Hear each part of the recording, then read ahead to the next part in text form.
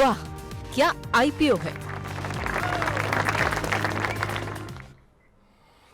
चलिए, वाह क्या आईपीओ है, खास पेशकश हमारी, जिसमें कि आईपीओ बाजार से जुड़े हुए आपके मन में जो भी दुविधाएं, आशंकाएं रहती हैं, उन तमाम प्रश्नों के उत्तर इसमें हम तलाशने की कोशिश करते हैं।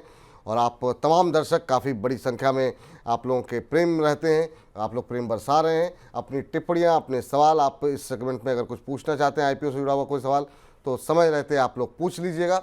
लेकिन बात सबसे पहले करेंगे देश के सबसे बड़े आईपीओ की, जिसमें एक तरफ तो लोग काफ़ी उत्साहित हैं और दूसरी तरफ आशंकित इसलिए क्योंकि जिस तरीके का ट्रैक रिकॉर्ड रहा है इतिहास में, चाहे वो हम बात करें रिलायंस पावर की, चाहे बात करें एलआईसी की, पेटीएम की, जब जब शब्द लगता है देश का सबसे बड़ा आईपीओ, तब लोग निवेशकों को थोड़ी सी जो है मुंह की खानी पड़ती है, कई बार तो बाजार भी लुढ़क जाते हैं। लेकिन अभी कल से खुलने वाला आईपीओ है, किस तरह की तैयारियां होनी चाहिए और आप क्या पैसे लगाएंगे नहीं लगाएंगे, पहले तो फंडामेंटल समझते हैं शौर्य के साथ, और फिर डिटेल में बातचीत होगी रवि जी के साथ। शौर्य, जैसा आपने बताया इतना बड़ा आईपीओ है, तो हमारी कोशिश रहती है अलग अलग तरह के इन्फॉर्मेशन दे सकें ताकि और इन्फॉर्म डिसीजन लें। आज एक इंटरेस्टिंग इंसाइट मिला है कंपनी के वैल्यूएशंस को लेकर, यानी प्राइस टू अर्निंग्स रेशियो को लेकर। देखिए, कंपनी का प्राइस टू अर्निंग्स रेशियो है 26.28, जो उसके बाकी पेयर्स है टाटा मोटर्स, मारुति, महिंद्रा, उसके एवरेज के आसपास पड़ते हैं। लेकिन जो उसके दो पेयर है टाटा मोटर्स और मारुति, उनके प्राइस टू अर्निंग्स रेशियो में काफ़ी एक इंटरेस्टिंग ट्रेंड देखने को नजर आया है।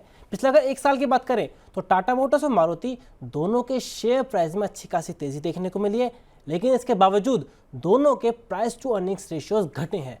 सिंपल सा मतलब इसका ये है कि जितनी मार्केट को एक्सपेक्टेशंस थी, दोनों कंपनियों की अर्निंग ज़्यादा तेजी से बढ़ी है, जिस वजह से हमने देखा है कि प्राइस टू अर्निंग्स रेशियो घटते हुए नजर आया है। हालांकि इसका एक और पेयर है महिंद्रा में ऐसा ट्रेंड देखने को नहीं मिला, पर फिर ये भी कह सकते हैं महिंद्रा प्योर ऑटो प्ले नहीं है, वहाँ पे फार्म और बाकी सर्विसेज का भी कॉन्ट्रीब्यूशन आ जाता है। तो उस हिसाब से देखें, अब अगर वापस आते हैं हुंडई पे, हुंडई के जीएमपी पर नजर डालें तो वो घटते हुए नजर आया है। लेकिन जीएमपी में एक मार्केट सेंटीमेंट का भी प्ले होता है। तो अब इसके बाद रवि से क्वेश्चन ये बनता है, जैसा ट्रेंड है, हुंडई एक डोमिनेंट प्लेयर है, तो क्या उस हिसाब से एक टाइम के लिए लिस्टेड गेन को हटा दें, क्या हुंडई लॉन्ग टर्म के लिए ब्लू चिप इन्वेस्टमेंट के हिसाब से अच्छा इन्वेस्टमेंट बन सकता है? ये सवाल आपका अच्छा है, लेकिन बड़ा सवाल ये है कि आजकल आईपीओ में बहुत लंबे समय के लिए लगाता कौन है। लोगों का भाई ज़्यादा फोकस ये रहता है कि 3-4 दिन का गेम रहता है, तो लोग कहते हैं कि भाई 4-5 दिन में अगर पैसे अच्छे बन जाते हैं तो अच्छी बात है। सर, ये आखिरी टाइम पे जो इन्होंने प्राइस बैंड बढ़ाया, वो लोगों के थोड़ा सा गले के नीचे पच नहीं रहा है। दूसरा, लोग आशंकित है, हमने अभी कुछ दिन पहले ही शो किया था, उसमें जो कमेंट थे 90% यही थे कि बाजार गिर जाएगा, शेयर गिर जाएगा। आप कैसे देख रहे हैं, और क्या जो वैल्यूएशन रखी गई है वो आपको भी महंगी लग रही है, या फिर आपको लगता है इतना बड़ा आईपीओ है तो कोई बात नहीं, थोड़ा सा महंगा भी है तो कोई बात नहीं? आप कैसे जज कर रहे हैं जो है हुंडई के आईपीओ को, कल से शुरू हो रहा है? देखिए, बहुत सारे ढेर सारे सवाल हैं और मैं एक एक करके जवाब देता हूं। और सबसे बड़ी बात, हमारा जो हीरो है वो उसने बहुत इंपॉर्टेंट बात कही है, उस पे ऊपर मेरे कोई पॉइंट अगर मैं मिस करूं तो प्लीज शौर्य याद दिलाना। पहला जो आपने बात कही कि जला भी दूध को छाछ को फूक फूक के पीता है, वो कहावत याद होगी। तो ये पेटीएम, एलआईसी, आर पावर ने सपने दिखाए थे, हुंडई भी सपने ही दिखा रहा है, तो वो छाछ तो फूकने की जरूरत है। फूकने का काम कौन कर रहा है? वो कर रहे हैं यहाँ पर शौर्य और आप, कि सही दिशा डायरेक्शन देखा जाए। स्टॉक देखिए, अगर मैं एक कंपैरिजन करता हूं, मैं हुंडई अगर एक बार को एक एग्जांपल ले लेता हूं कि मैं हुंडई का आईपीओ अप्लाई करूं या नहीं करूं। सेंटिमेंट ऐसा है कि थोड़ा अप्लाई करने में 15-20 हजार रुपए डालने में बुराई नहीं है, लेकिन लॉन्ग टर्म पे अगर देखता हूं तो ऑप्शन अवेलेबल है। आपने बात कर दी महिंद्रा की, टाटा मोटर की, मारुति की, दिग्गज खड़े हैं, तो ये मौका तो दे नहीं रहे। प्राइस बैंड बढ़ाकर इन्होंने अपने लिए थोड़ा सा यहां पर वैल्यूएशंस को हाई किया है और उससे इन्वेस्टर को यहां पर कम मिलने के चांसेस हैं। तो पहला पॉइंट ये हो जाता है निगेटिव। दूसरा आ जाते हैं कि ग्रे मार्केट प्राइस क्रैश क्यों हुआ। पहली बात है कि आपको फिर से जाके इसका प्रोस्पेक्ट्स ध्यान से पढ़िए आप लोग, क्योंकि हमारा हीरो तो पढ़ चुका है और उसने इसीलिए ये कंसर्न उठाया।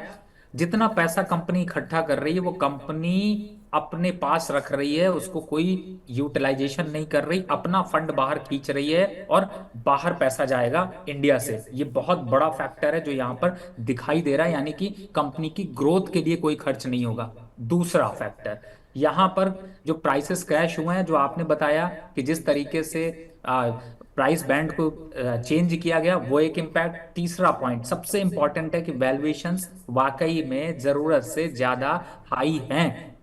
चौथा पॉइंट, यहां पर सेल्स 5% डिक्रीज हुई है, इन्वेंट्री जितनी खड़ी हुई है वो नंबर कहीं पे मैच नहीं कर रहे हैं। तो सारे फंडामेंटल पीयर कंपैरिजन में देखते हैं तो भी ओवर वैल्यूड है, पी रेशियो देखते हैं तो टाटा मोटर्स से कहीं ऊपर है, दूसरी तरफ जाते हैं जो लॉन्चिंग इवेंट है सिर्फ उसका ही यहां पर एक स्ट्रक्चर चल रहा है। तो हुंडई अगर इस समय देखा जाए तो सब्सक्राइब नहीं करना चाहिए, मेरे हिसाब से लॉन्ग टर्म कॉल नहीं लेना चाहिए। लेकिन सबसे इंपॉर्टेंट है मार्केट का सेंटिमेंट क्या कह रहा है। मार्केट पे लोगों का जोश देखकर, जिस जोश में अभी यहां पर शौर्य ने बोला कि बहुत जबरदस्त जोश है, तो उस जोश में थोड़ा बिड किया जा सकता है। तो बहुत ज्यादा हाई फाई लगाने की जरूरत नहीं है, लेकिन हाँ अप्लाई तो जरूर बनता है। थोड़ा चक लेंगे, थोड़ा नुकसान होगा, कहीं दूसरी जगह से कवर हो जाएगा, और अगर बना तो प्रॉफिट बन जाएगा। तो अल्टीमेटली रिजल्ट ये है, अप्लाई तो करना बनता है, लेकिन लॉन्ग टर्म की कॉल अभी लेने से बचना चाहिए। और क्यों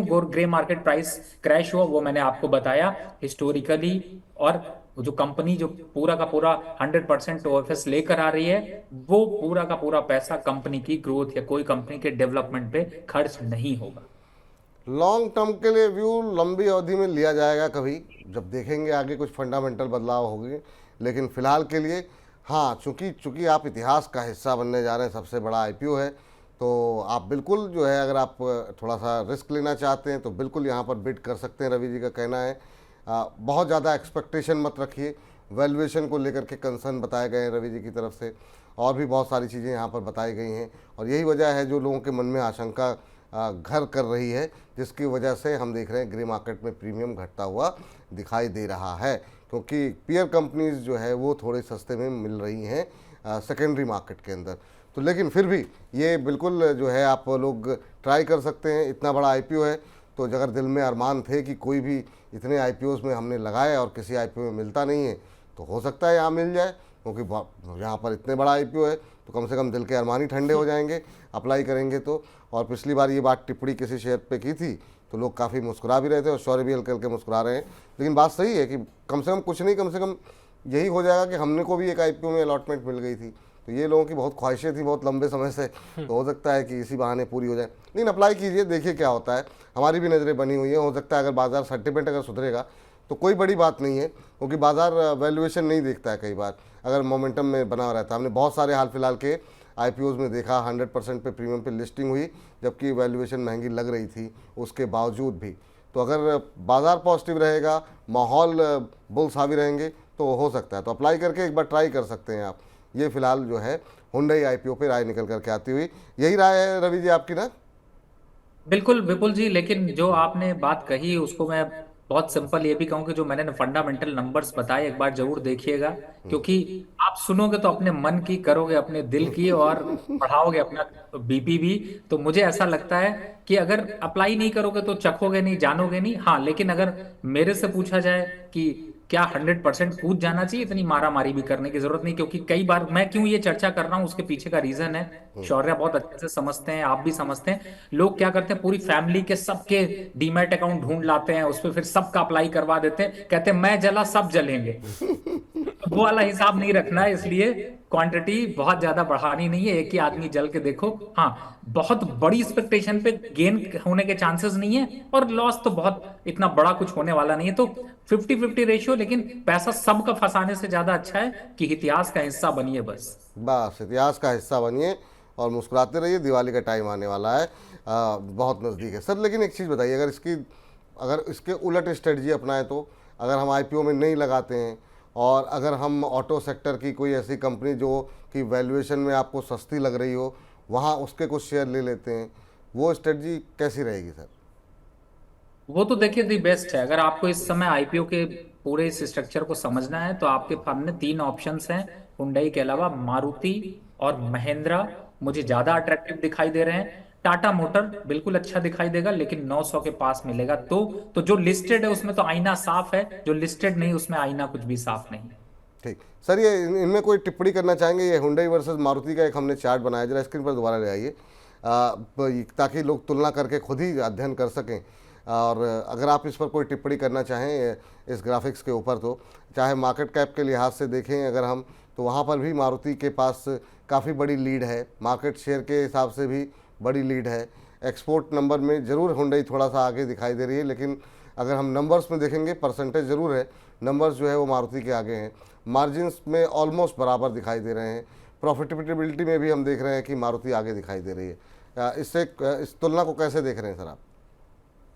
देखिए, मारुति ने नब्ज भारत की पकड़ रखी है और जो नंबर्स और वैल्यूएशंस दिखाई दे रहे हैं वो उसकी ग्रोथ स्ट्रक्चर के साथ दिखाई दे रहे हैं। लेकिन सबसे बड़ी बात होती है कि आपकी नीयत क्या है। जो मैंने सबसे पहला सवाल बताया था आपको, जो मैंने आंसर करने की कोशिश की थी कि ग्रे मार्केट प्राइसेस पे क्रैश क्यों आया, कि आप जो पैसा कलेक्ट कर रहे हैं, जैसे मारुति जितना उगाता है, यानी जितना पैसा वो खरीद लेता है, उसको प्रॉफिटेबिलिटी को निकाल कर पूरे एक मैनेजमेंट को चलाकर वो कंपनी की ग्रोथ स्ट्रक्चर में डाल रहे हैं। लेकिन हुंडई यहाँ पर पैसा बाहर निकालने की बात चल रही, तो कहीं ना कहीं से ये थोड़ा एक काफी अलार्मिंग अलर्ट है कि कहीं ऐसा तो नहीं कि कंपनी के प्रमोटर्स अपने स्टेक को सेल कर अपना पैसा प्रॉफिट बुक करना चाहते हैं। तो ये सारे कंसर्न्स थोड़े से खड़े होते हैं और इसी वजह से यहाँ पर यही रिस्क जब ऐसा आता है, देखिए कोई मालिक तभी आपको बाहर निकलता हुआ दिखाई देता है जब उसको रिस्क अलर्ट दिखाई देता है या कुछ ऐसा लगता है कि उसकी स्ट्रैटेजी चेंज होने वाली है। लेकिन अगर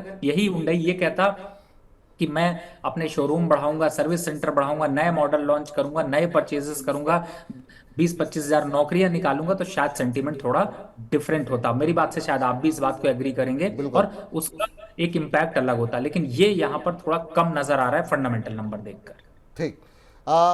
राहुल दास जी हमारे एक दर्शक हैं, कह रहे हैं कि हुंडई का में प्रीमियम तो नहीं मिलेगा, क्या मुझे सेकेंडरी मार्केट में अप्लाई करना चाहिए लोअर प्राइसेस पे, ताकि मैं जो है लॉन्ग टर्म व्यू के लिहाज से वो कह रहे हैं कि मैं प्राइमरी मार्केट में इन्वेस्ट करने के बजाय अगर मैं सेकेंडरी मार्केट में एंट्री लूँ तो लोअर लेवल पे?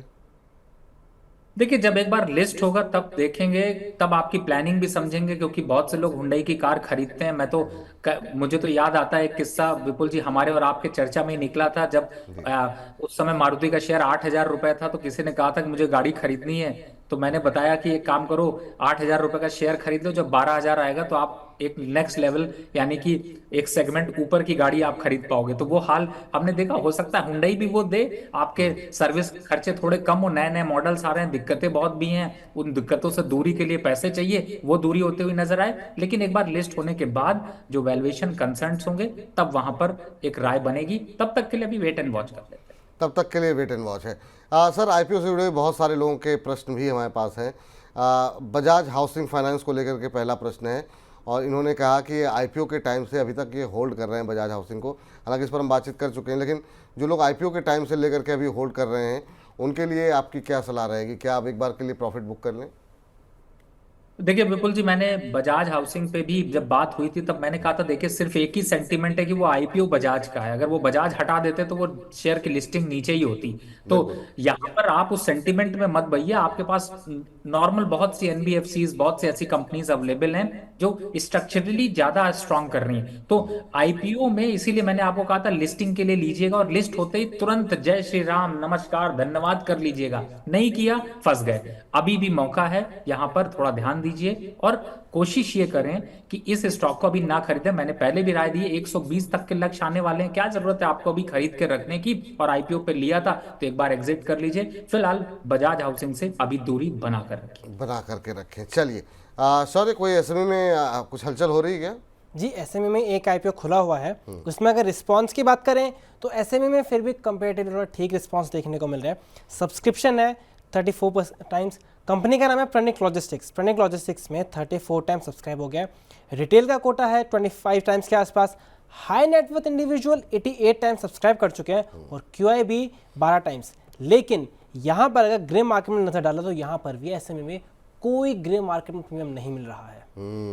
तो ये फिलहाल स्थिति है। सर, एसएमई आजकल ट्रैक कर रहे हैं क्या? इस पर कोई टिप्पणी करना चाहेंगे या अवॉइड करेंगे? देखिए, एक चीज मैं यहाँ पे आपको और शौर्य को बोलूं कि ये जनता सब जानती है और जिस तरीके से जो मलाई थी ना वो काफी हद तक निकल गई है और इसी वजह से कहीं ना कहीं से अब मलाई जो है वो खटाई में पड़ती जा रही है। और दूसरा, मैंने आप लोगों का जब एसएमई आईपीओ आप शुरू करने वाले इंडस्ट्री के आप लोग सबसे पहले लोग हैं जिनके माध्यम से लोगों ने कमाया और लालच में उतना ही गमाया। मैं ये नहीं कहूंगा कि कमाया ही कमाया, लालच में उतना ही गमाया। क्यों?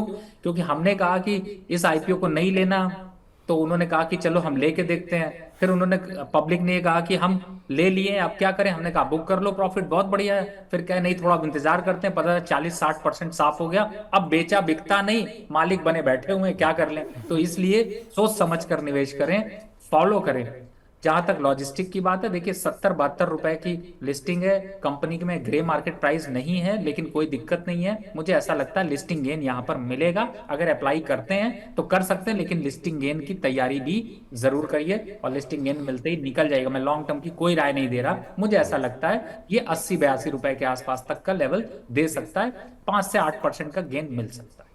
5 से 8% का गेन यहाँ पर मिल सकता है। लेकिन हमारी कवरेज जो है वो आईपीओ बाज़ार पे लगातार जारी है, और कल से आईपीओ खुल रहा है जो देश का सबसे बड़ा आईपीओ है हुंडई का, उस पर हमारी आगे भी कवरेज जारी रहेगी। तो आप लगातार मनी 9 के साथ बने रहिए। अगर आईपीओ को लेकर के, हुंडई के आईपीओ को लेकर के आपके मन में जिस तरह के भी सवाल हैं, आप भेजिए हमें, और उस पर हम और ज़्यादा बेहतर रिसर्च करके और ज़्यादा परिणाम आपको देने की कोशिश करेंगे।